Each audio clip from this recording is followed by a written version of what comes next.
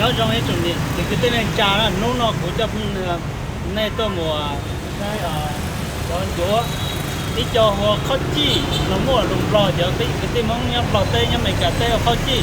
tên mong nhá tê cho nó chè nó hô chúa chi là giờ ít cho lò đó lò tổ mà đâu chúa không lá nữa nè mà lỡ có chân chúa thì đi lo lên nó thì nó mà món lại tên lại đó mà món chân chúa cho là món cay món là cho là chùa đó họ gì mà lấy mua ở chỗ lẩu nó cho nó cắt thấp rồi nó có nhớ là tết tả xin nó cho nó cho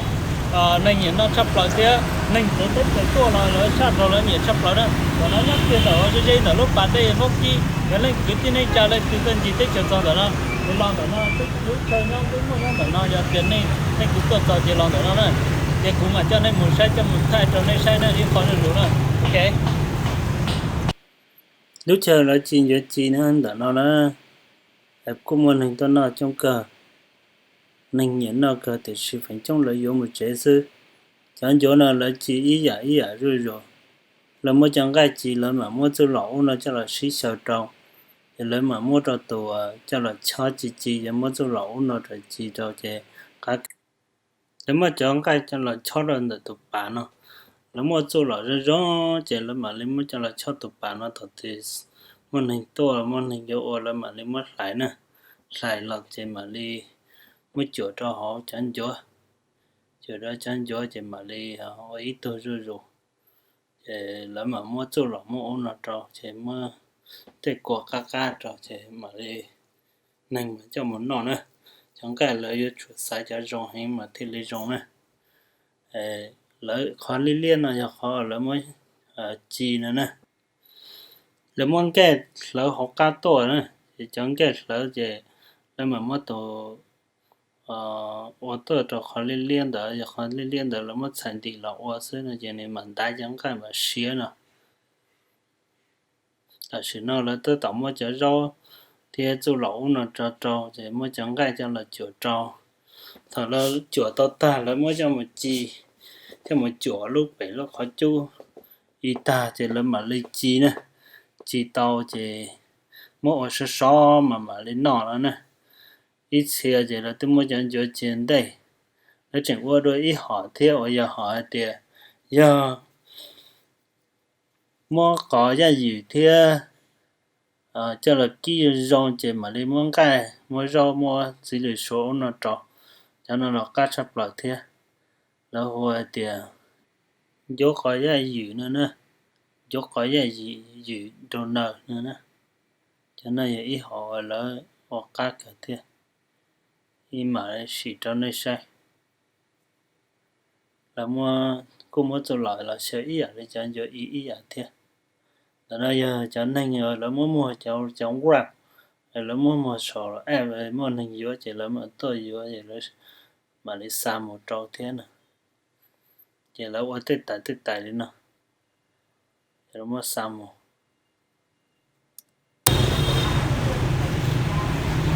ok chưa bán cờ hai con chả ha chỉ bảo cá hay là cá sắp tới là đó nó nhẹ chưa nhẹ cơ đó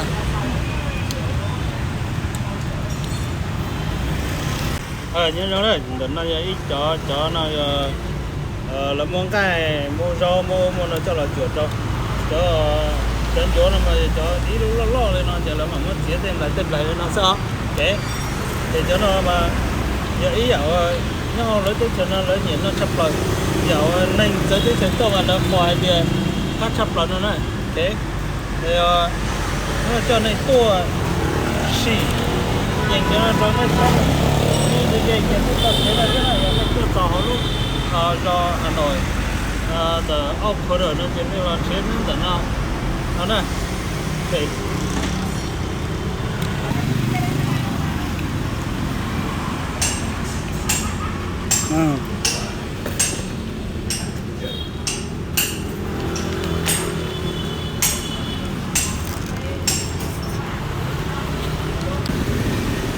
ok cho nó chỉ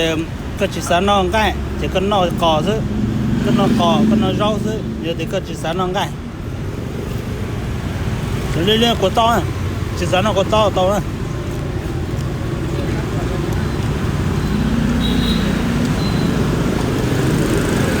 Tao nó con nó ta về hai anh được phở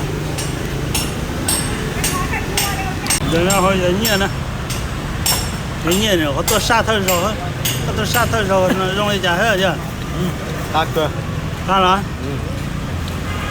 cái nói rong đi chả bột xin cho ấy Xì cơ đi.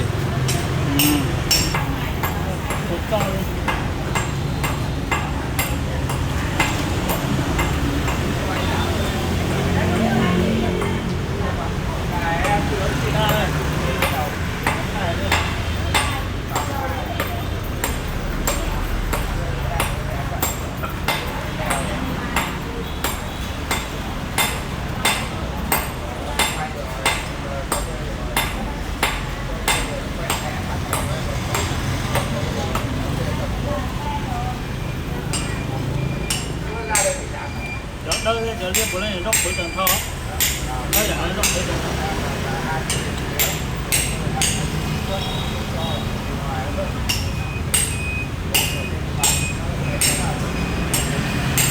thao vài giây nữa đây là chỗ nào đi thôi mình là một cái doanh nghiệp rất là nhỏ thôi nhưng mà cái làm bánh mì đôn đơ thuốc bắc này từ năm 2004 khởi điểm từ năm 2004 và đến bây giờ khoảng tầm 16-17 năm rồi. Thì trước đây khi mà trước mùa Covid ấy thì cái bánh mì của nhà mình rất nổi tiếng. Nó nằm trung tâm phố cổ. Số 2 Hàng Bạc đấy. Nhưng mà đến bây giờ thì mùa Covid rồi thì nó cũng rất là chậm, không được như ngày trước nữa. Đấy, thì trước đấy thì mở cũng rất nhiều cơ sở rồi, nhưng mà tóm lại là bây giờ mình chỉ chụp lại một cơ sở thôi. Và bây giờ hiện tại thì cũng rất nhiều cơ sở mở ra. Nhưng mà cái bánh và cái chất lượng thịt, chất lượng bánh và rau và sốt thì mình khẳng định rằng là không nơi nào bằng cái mình. Đấy, thì em cũng đã từng đi ăn nhiều nơi rồi thì em cũng nhận thấy là các như bạn thế. có thể là đến thử hoặc là kiểm định xem là mình nói có chuẩn không. Đấy là do tùy cái sở thích hay là tùy khẩu vị của từng người thôi. Đấy thì trong lúc này thì trong cái thời gian này thì mình có mở thêm nhiều cái thể loại khác nhau như là đôn đơ khoai, cơm kép bắp gà, rồi là kép bắp lợn. Để phục vụ mọi người thì nhiều cái món đa dạng hơn. Chị có thể nói qua là cái khâu mà chuẩn bị ấy là mình cần phải như thế nào không nhỉ? Cái khâu chuẩn bị thì là một cái gia giảm là mình tự làm. Tự làm, tự ướp. Thì nếu như mà để cho nó ngon, để nó mía hơn thì mình có thể ướp từ ngày hôm nay đến xong mình để tủ đông đến ngày hôm sau. Trước tiên là mình nên chọn thịt tươi ngon, dẻo dính,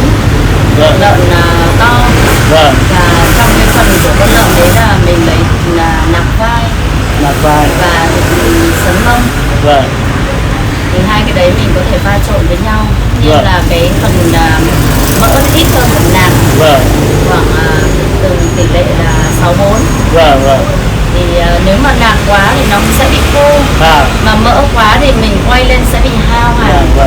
mà cũng không ngon. Thế thì mình khi mà mình tẩm ướp, sau cái khoảng thời gian mình tẩm ướp là nếu như có thời gian ấy thì mình tẩm ướp từ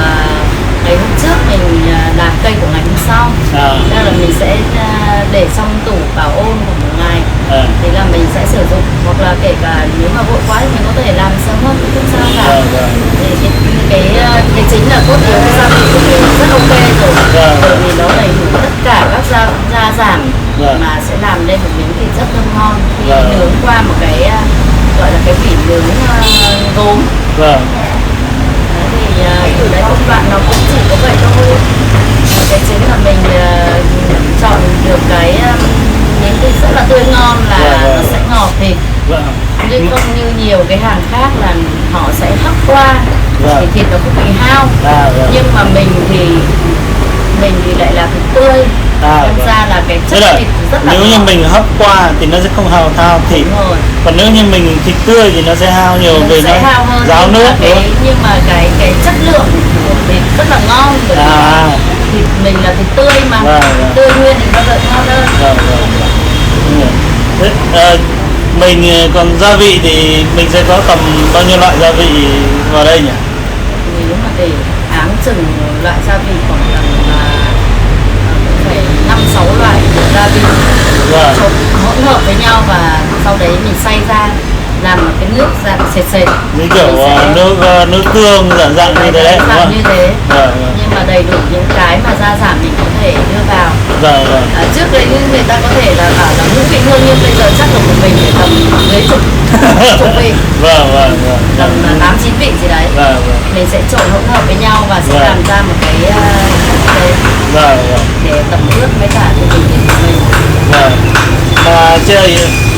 chị có thể nói qua là cái sự khác biệt giữa mình và những cái cửa hàng khác là như thế nào? Cái khác biệt của mình với cả cửa hàng khác như thế này, bây giờ hiện tại thì ở Hà Nội thì rất nhiều các bác mở ra, nhưng mà cái không chỉ để điểm trên Hà Nội 1-2 hàng, đến 3 hàng là cùng, là cái chất lượng sẽ như nhà mình, là cái cách làm của nhà mình đấy là cũng chỉ hơn nhau mỗi cái là cái nước sốt, cái tẩm ướp gia giảm tự làm. Thế còn các chỗ khác thì đấy họ cũng làm là cái thịt hấp rồi, tẩm ướp và thịt hấp rồi. Đấy, nhưng mà không thể tươi ngon được bằng thịt tươi, bao giờ cũng vậy. Thế và nữa là mình hơn ở các nhà hàng khác là cái nước sốt. Nước sốt là mình lấy của hãng Nhật, nước sốt từ Nhật Bản. Và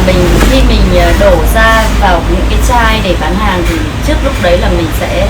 có thêm một cái công đoạn nữa là mình pha chế theo cái cung cách của nhà hàng. Thêm, nói chung là thêm nghĩa là mình cũng phải mua, nghĩa là mình không phải mua về xong mình cứ đổ vào, mua về mình pha chế lại một lượt nữa, sau đó mình mới dùng. Thì cái đó là đây, nước sốt, túi sốt của nhà chị là dùng nước sốt này. Là nước sốt Nhật, nhưng mà nó vẫn để là món ăn Việt. Đấy, nó rất thích hợp, rất thích hợp cho người Việt của mình. Đấy, chị làm cái món này xong thì